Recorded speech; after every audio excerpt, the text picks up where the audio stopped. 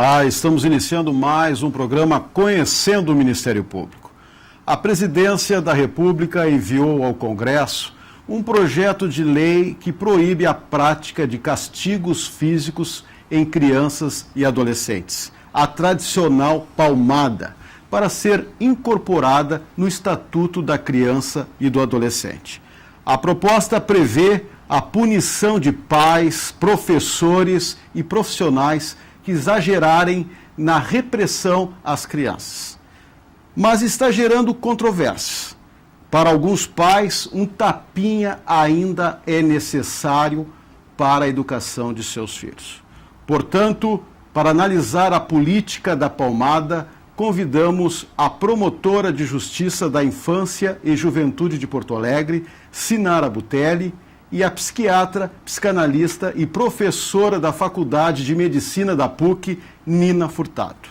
Senhoras, quero dizer que é um prazer tê-las aqui conosco no programa. Eu vou começar com a doutora Sinara, perguntando o seguinte: como a senhora avalia essa proposta que deverá ser incorporada ao Estatuto da Criança e do Adolescente? Bem, em primeiro lugar, nós, na Promotoria da Infância e da Juventude, temos uma crítica ao fato de se estar novamente legislando sobre um assunto que nós entendemos que já consta de tantos instrumentos legais que nós temos e já vigentes, a Constituição Federal, o Estatuto da Criança e do Adolescente, o Código Penal e o Código Civil, enfim, já trazem alguns aspectos sobre isso.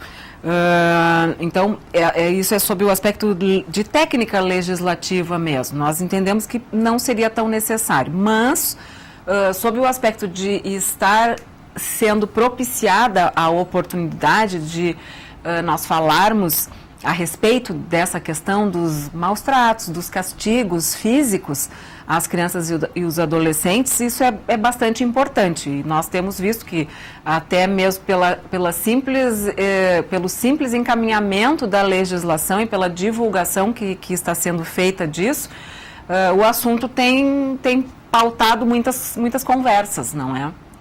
Doutora Sinara, muitos pais estão analisando essa medida, como uma ingerência do Estado. O que a senhora acha? O Estado deve ou não deve interferir?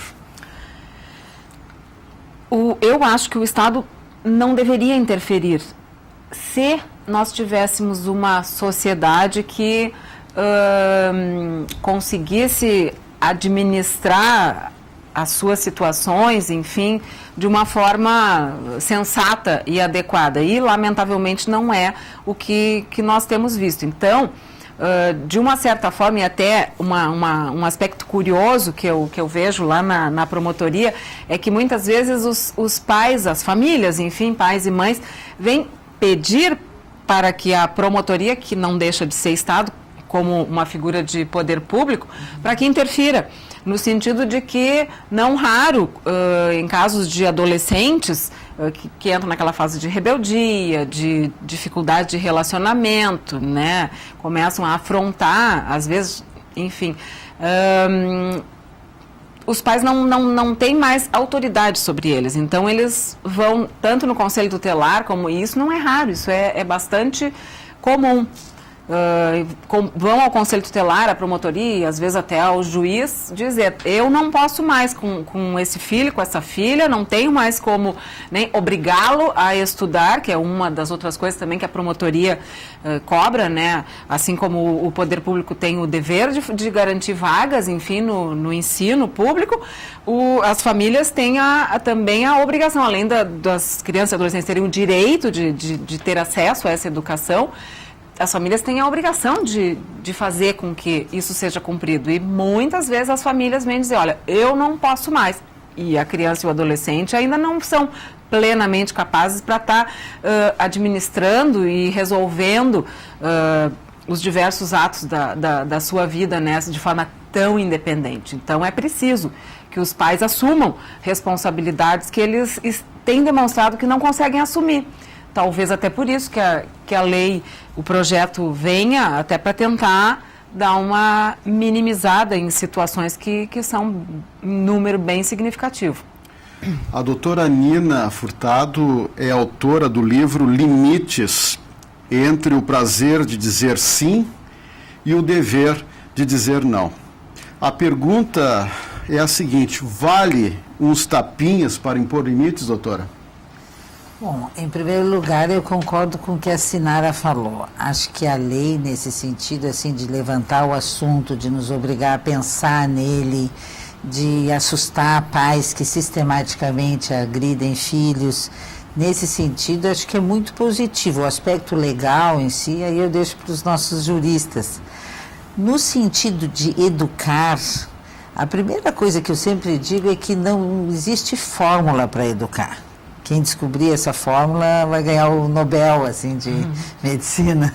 Não existe uma fórmula. O que a gente vê no acompanhamento de crianças, de adolescentes e até de adultos é que a palmada não educa, ela não ensina nada. E se ela ensina que quando alguém me incomodar, eu tenho que bater. Se a criança apanha sistematicamente e vai para a escola e um colega incomoda ela, ela vai lá e dá um soco. E aí o pai é chamado, seu filho é muito agressivo, o que está acontecendo? Ele tem um pai e uma mãe que também são agressivos. Esse é um aspecto da questão. Um outro aspecto, eu escuto com muita frequência assim, eu apanhei várias surras, mas eu merecia, eu fui muito arteiro e agora, vê bem, eu cresci, sou uma pessoa com sucesso, tive êxito na vida. Eu questiono isso, o que ele está chamando de êxito? A grande maioria das pessoas lembra de surras e maus tratos com muita mágoa e raiva. Não lembra como uma coisa que me ensinou para a vida. Lembra o modelo de um pai que trabalha bastante. Esse pai trabalhador vai ser um modelo que vai fazer aquele jovem querer trabalhar e estudar também. Isso é muito mais forte para educar do que uma palmada ou uma surra. E a senhora entende, então, que essa proposta, essa medida, ela está servindo mais para chamar a atenção daqueles pais mais radicais que costumam abusar mais severamente dos filhos? Eu não cheguei nem a conversar assim diretamente com a deputada Maria do Rosário, que é a autora da lei, do projeto, tenho impressão, e não sei se tem essa intenção específica. Se não tem, ela está cumprindo com esse papel. Eu acho que é bom chamar atenção, é bom que pais que agridem muitos filhos e que tenha esse hábito de descarregar muitas vezes a raiva, a irritabilidade, passou o dia ocupado, se incomodando e chega em casa, a criança começa a fazer barulho, a incomodar, ele vai lá e bate na criança. É bom que esses pais fiquem um pouco assustados, sim, acho que isso é bom. Doutora Sinara, o que vai mudar com essa lei no dia a dia do trabalho do promotor de justiça que está ali atento e acostumado a lidar com essas questões de agressões? Na verdade, não vai mudar nada, porque nós atualmente já fazemos, já atuamos nessas situações.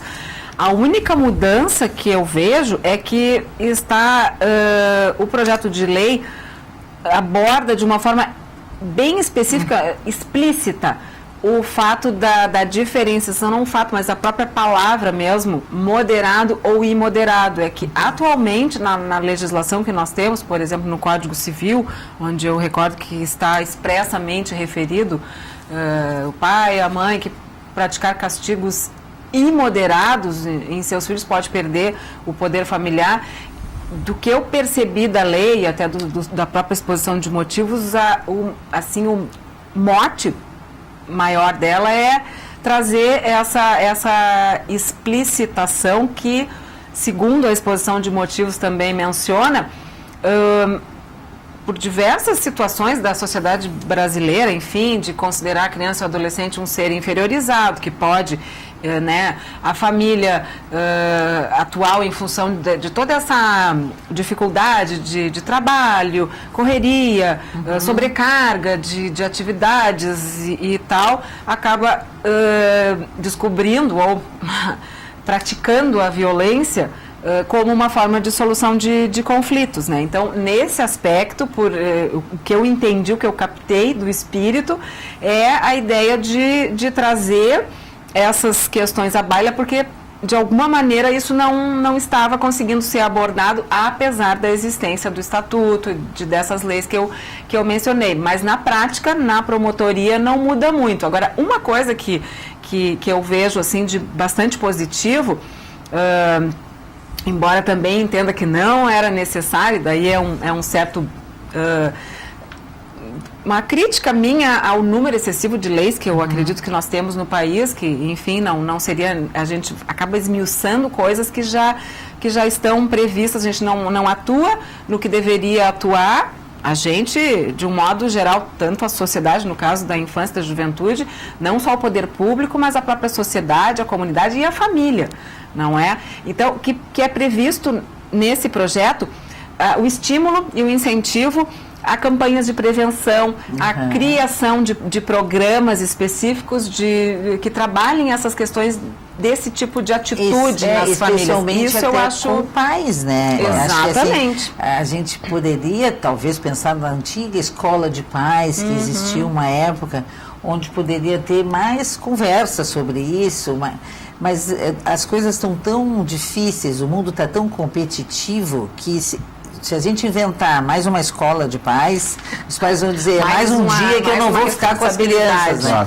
Mais uma responsabilidade. Mas esse alerta que a lei está fazendo, ele é muito importante, eu acho que ajuda. Doutora Nina, mais ou menos a senhora já pincelou esse assunto, sim, mas eu insisto, o que a senhora tem a dizer para certas pessoas que confessam que quando criança já levaram umas chineladas, sim, né? Mas nem por isso deixam hoje de respeitar os pais, de admirar os pais?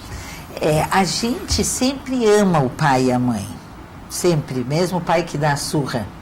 Tanto que essa frase, assim, eu merecia, é uma tentativa de justificar o pai, de justificar a mãe. O meu pai, ele me amava muito, por isso que ele me surrava, porque ele queria que eu fosse um cidadão correto. Então é uma tentativa de justificar, porque na hora da surra a pessoa tem muita raiva, se sente muito humilhada, tem muita mágoa.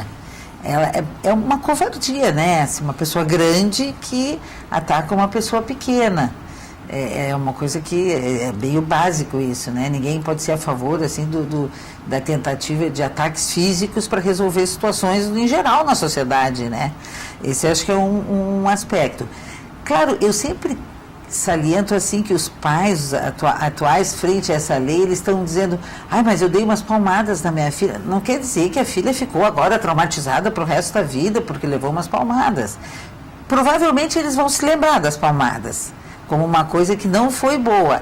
E às vezes o pai e a mãe também sofrem muito por terem dado a palmada, né? Porque sabem que aquilo foi uma perda de controle. A pessoa perde o controle. A criança, ela pede, pelo amor de Deus, alguém me diz assim, até onde eu posso ir? Me dê um limite. A criança pede isso com muita força. E os pais muitas vezes não sabem como fazer isso. Não sabem conter a criança, não sabem tirar a criança do ambiente, não sabem muitas vezes falar sério.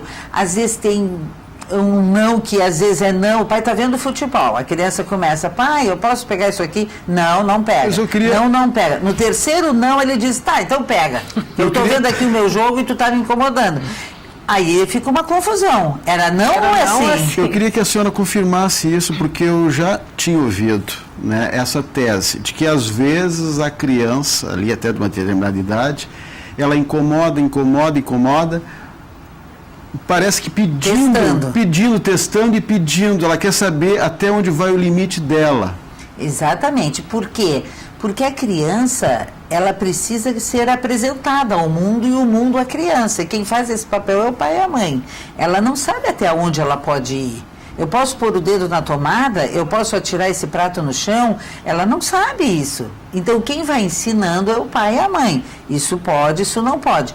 O que se espera, que nem disse a Sinara, que sejam pais coerentes, né? Um pai com um copo na mão que se irrita que o time dele levou um gol e joga o copo no chão, vai ser difícil depois ele dizer para a criança, não joga o prato no chão. Né? Fica complicado. Então, o modelo é muito importante. Agora, a criança precisa sim de limites, mas precisa de limites coerentes, firmes, adequados, limites. E o pai nem sempre está com esse estado emocional tão tranquilo e equilibrado para passar isso. Claro. Doutora Sinara, a senhora também não tem receio, não teme que com essa proposta haja, assim, denúncias infundadas, sejam levantadas denúncias que não têm cabimento? Com certeza, e isso nós, inclusive, já percebemos através da... Existe um número, que é o Disque 100, que ele é canalizado com mais ênfase para as questões de abuso e exploração sexual.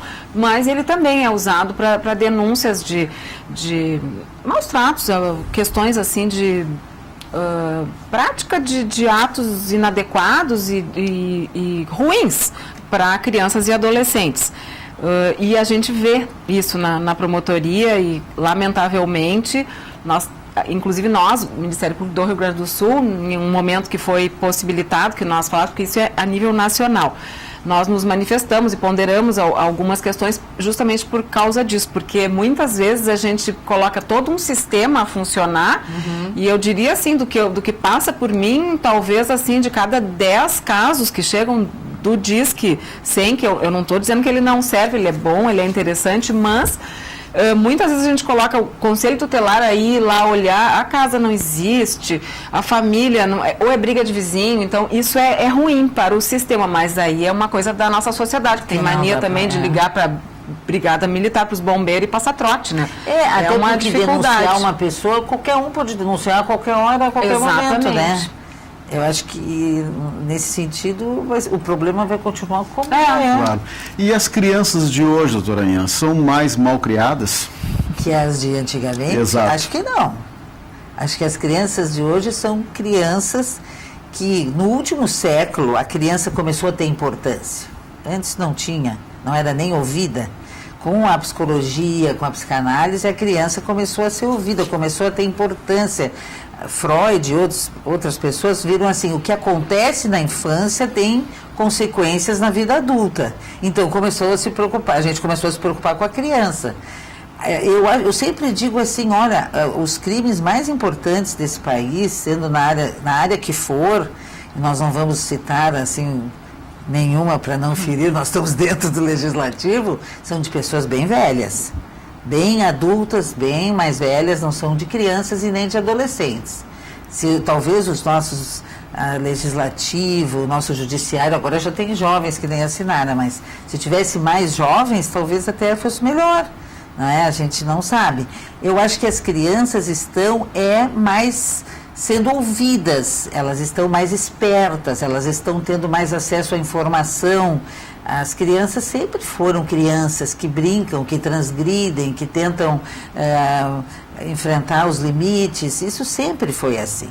Eu falo isso nas escolas, as professoras não aceitam. Me dizem assim, Nina, não é assim, tu tem que ver, eles nos desafiam, os adolescentes nos desafiam. Eu sei que isso está assim, claro, está difícil, mas nós temos que ver mais a raiz desses problemas. Isso já é uma consequência. Claro. Doutora Sinara, e na promotoria, são muitos os casos que a senhora atende? Muitos.